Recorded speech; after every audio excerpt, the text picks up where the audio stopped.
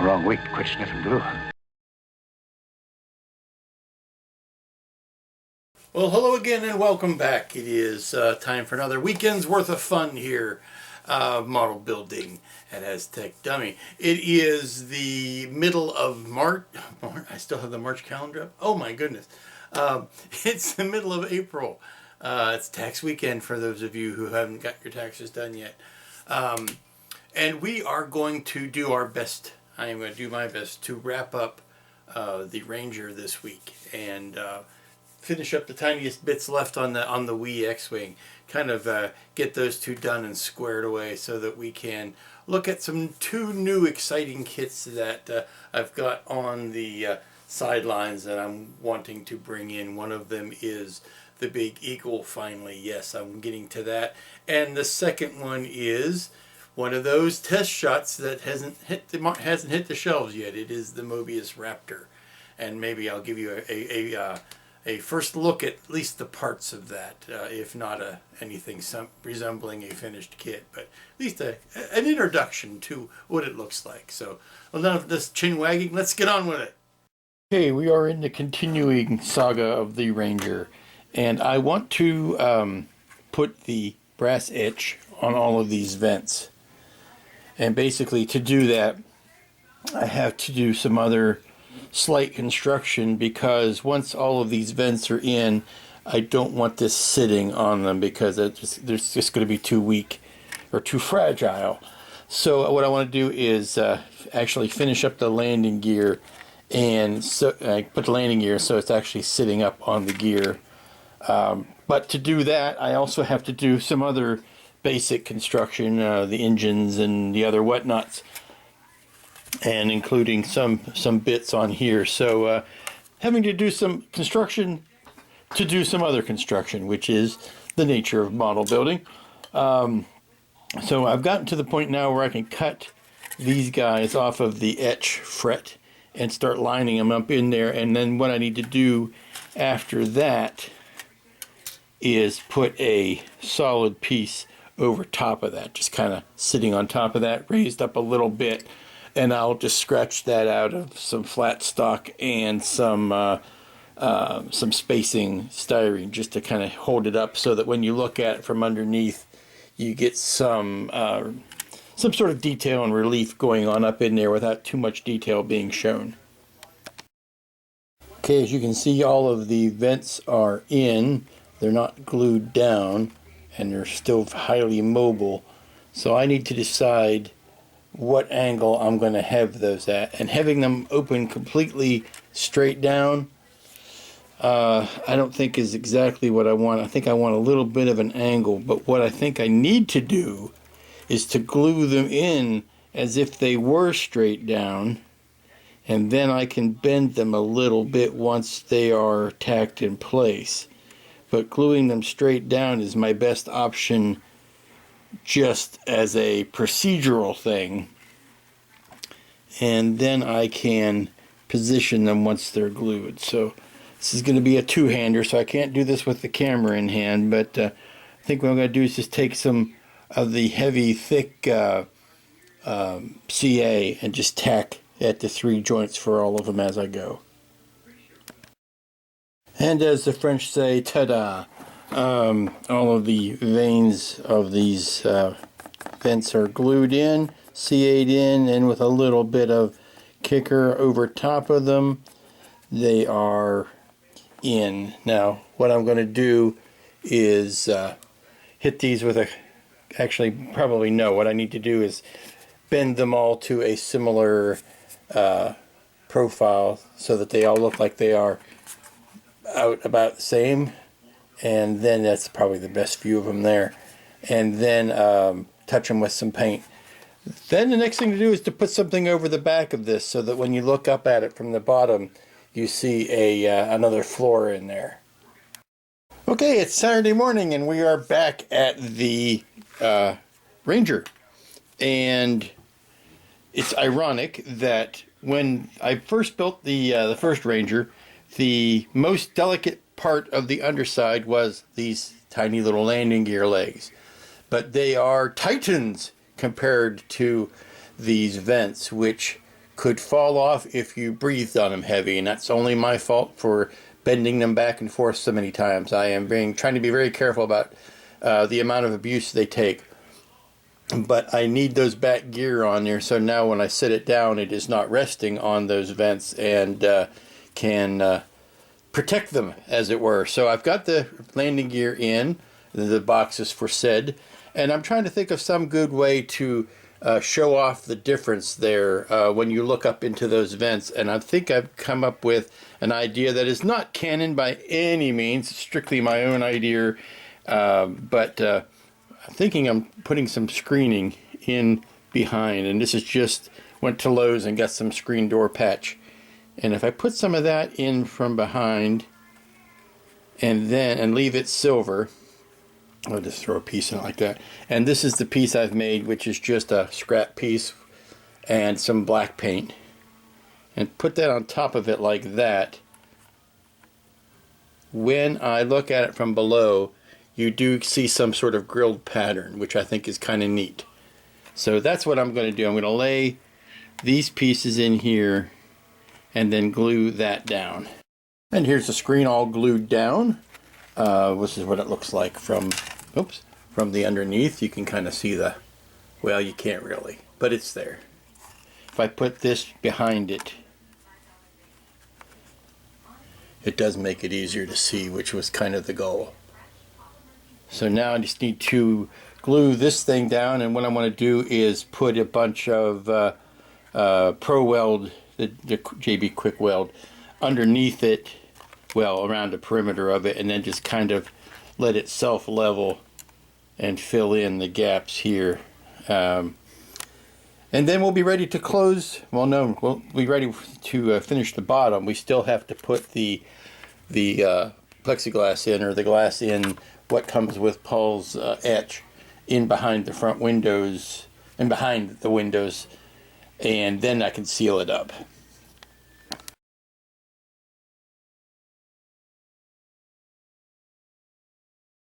I've turned my attention to the back doorway, for lack of a better term, and I'm using Paul's etch on that as well. I don't know whether I'm going to be using all of it or not. I'm certainly going to use the back plate because it allows a little bit better detail than the kit part, and goes something like that. I have found, because I mean this is a busy design and it's kind of distracting, I found that it's easier to gauge whether or not it's on straight by looking at the back of it and just measuring up the holes in it, for lack of a better term. These guys here are in a straight line, and if you square that up with the edge of the kit part, then it automatically is lined up correctly here. So maybe something that's easier to do from the back than from the front, and I think it's going to be easier to add the detail parts on once this is glued in and you have a bigger framework to hold on to while you're trying to finagle the small parts into place. So let me get this guy glued down and we'll proceed from there. Well, gaze on this, my friends, and wonder why it took me all day to do it. That is the back door, so to speak. And maybe you can, if I zoom in, you can see the various levels that are going on in there. That was painted at one time, but all of the kicker that I've needed to use to hold the CA in place has taken the paint off. So I need to, now that everything's in and dried, I need to repaint it. So that should be a fun trick in itself. But there are various levels in there, and I replaced one bit of etch right here. Let me see. I replaced this with thin wire because I found it easier to work with. But those are the handles. That's the inner ring, the outer ring, and the door, and that's what it looks like from the back. It's not pretty, but it doesn't have to be. But getting everything centered was the trick. So now I'm going to let that sit overnight and come back to it tomorrow. The last thing I think I'm going to try to do tonight on the rest of this is to set the windows in place and see how well that goes. I need to figure out which adhesive is going to be the best for that. I need to see whether or not the material that Paul provides with the etch set is susceptible to crazing when I put CA on it. And if it is not, then that's maybe what I'll use. But if it is, it's got protective coating on it. That's why it looks dull. But I'm going to cut a piece of this off and try it and see if it gets cloudy when I put the CA on it. And if it doesn't, then that'll be the best way to stick the windows in place.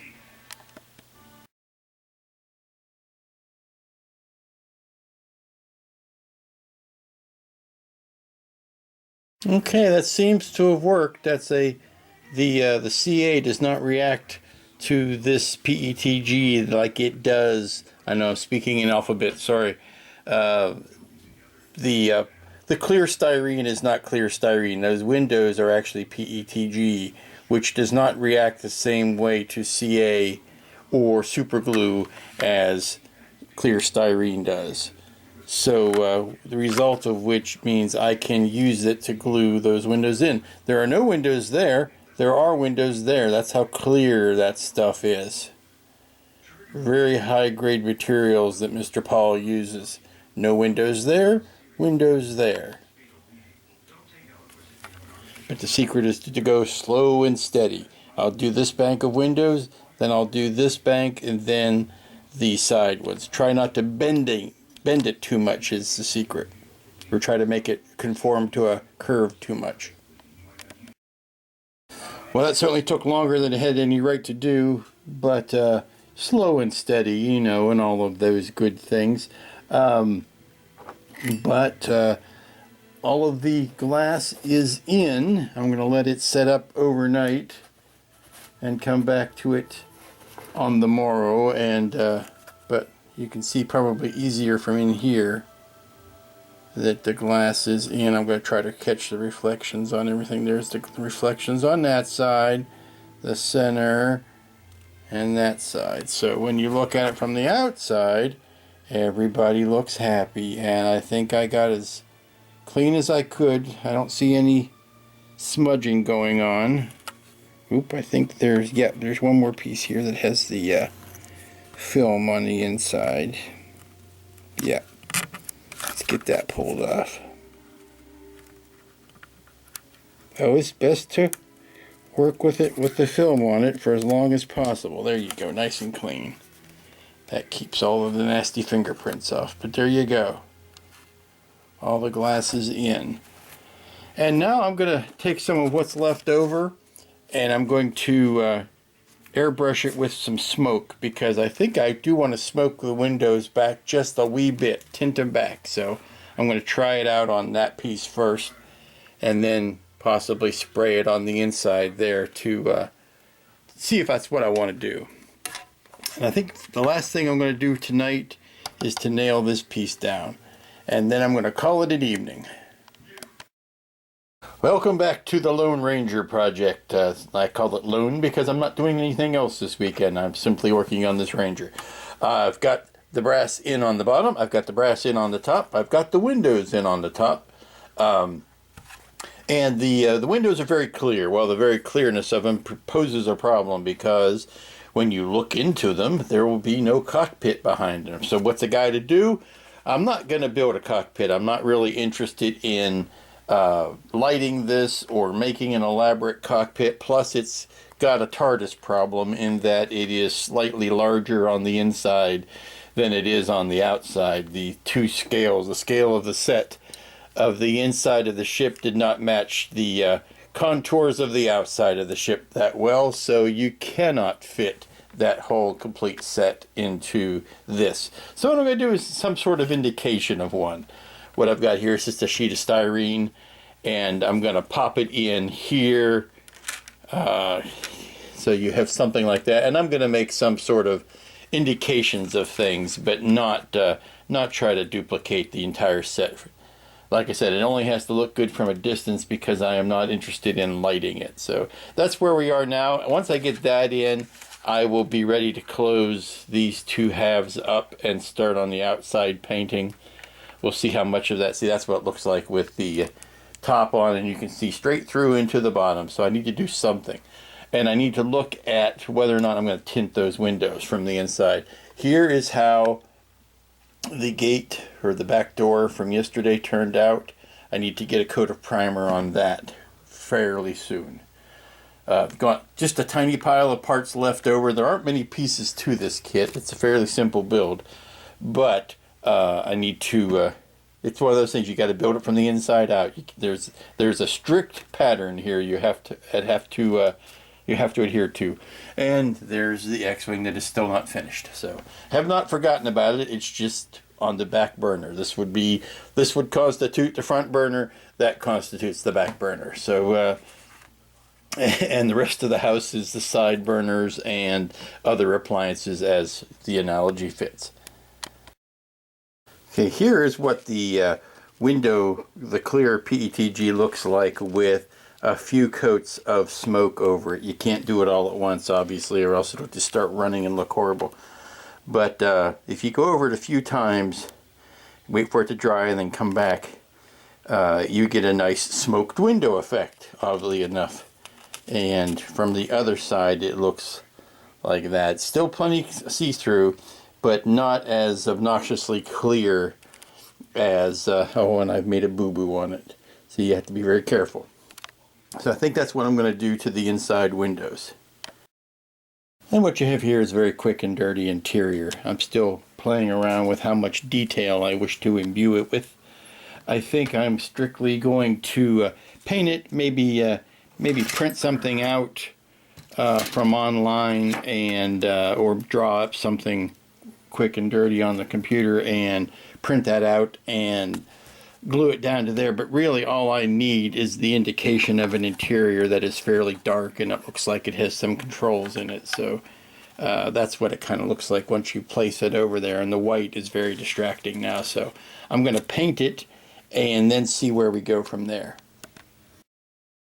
Okay, here's where my mock-up cabin is opened for being mocked, because I'm not trying to make it. I'm trying to indicate some of the stuff that's in there, but I am not making any stabs at trying to make it accurate. So I did notice a couple different layers of flooring, so that's basically all I'm going to do is put something like this just to give me some shadow lines, and I'll paint some detail on it. But let me glue down these pieces first.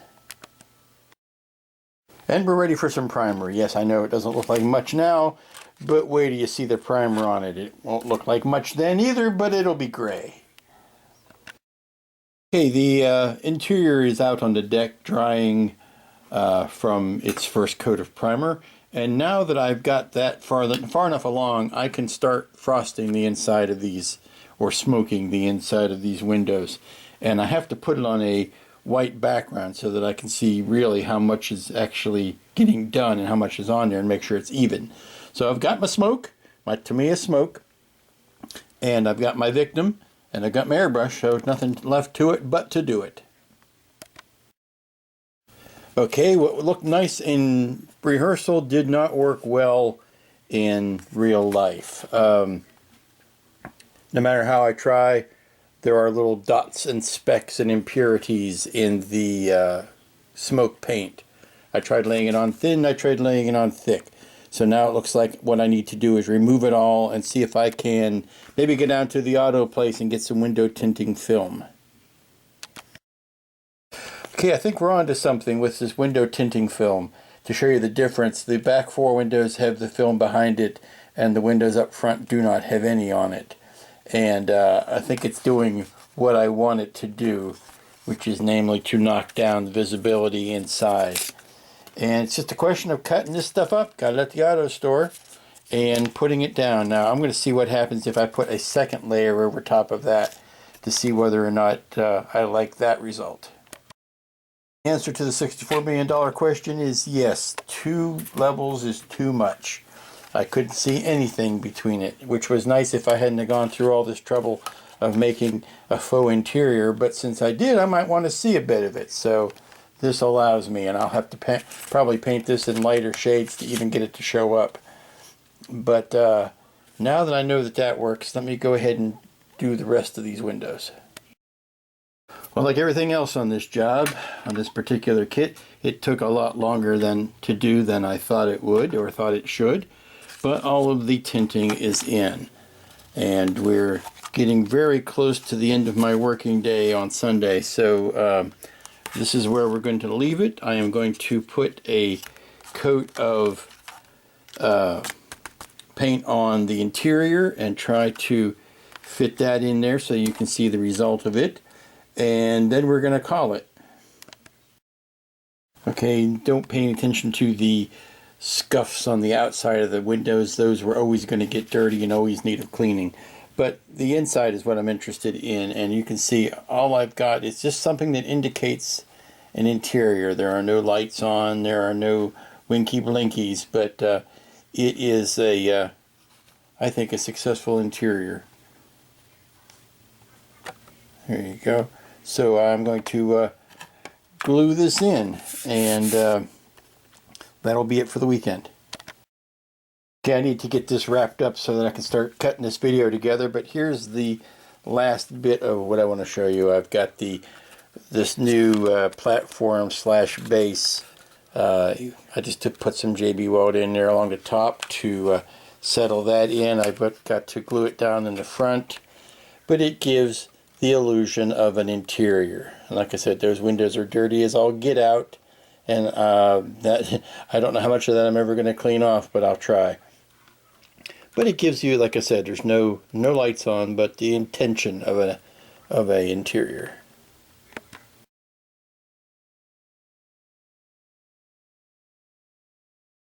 And that's where we're going to finish it this weekend. It's a Lone Ranger weekend. All I did was work on the Ranger, and of course it took every single step of this took longer than I was hoping it would. I did have time to go out and get a new haircut, so that was good. But it's coming along nicely. We should be able to button it up next week. Get back to a normal heavy rotation of doing lots of work on lots of kits at the same time. So until next week when we take this up again, have a good week, be good to each other, and we'll see you here next time.